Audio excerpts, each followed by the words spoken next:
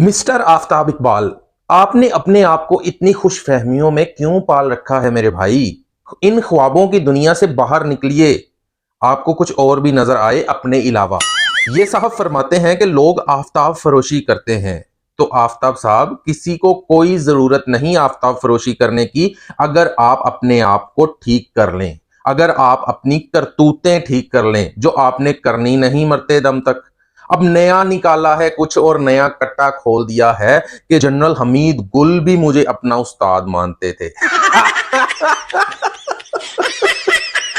और जरा comment box आप जरूर पढ़ रहे होंगे, मैं अवाम से भी कहूंगा कि उस क्लिप का कमेंट बॉक्स जरूर देखिए। क्या क्या कुछ आफताब इकबाल को लोग कह रहे हैं। आफताब इकबाल, इस ख्वाबों की नगरी से बाहर आ जाओ, इन ख्वाबों की नगरी से बाहर आ जाओ।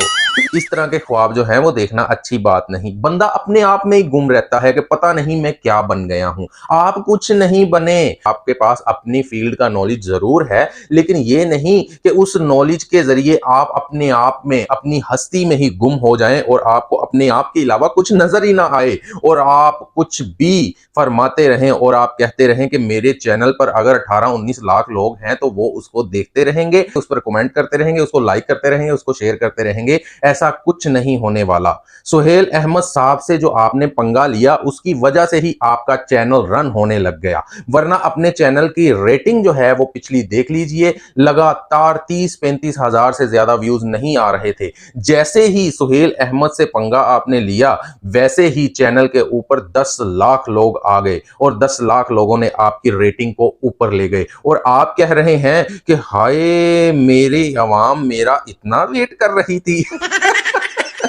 आपकी आवाम आपका वेट बिल्कुल नहीं कर रही थी। वो वेट सिर्फ और सिर्फ इस बात का कर रही थी कि सुहेल अहमद साहब के साथ जो लड़ाई हुई है उसके ऊपर आप क्या बोलेंगे। वो उन्होंने सुना है और उसके बाद देख लीजिए फिर दूसरे क्लिप्स के ऊपर 30-35-40 की रेटिंग आ रही है।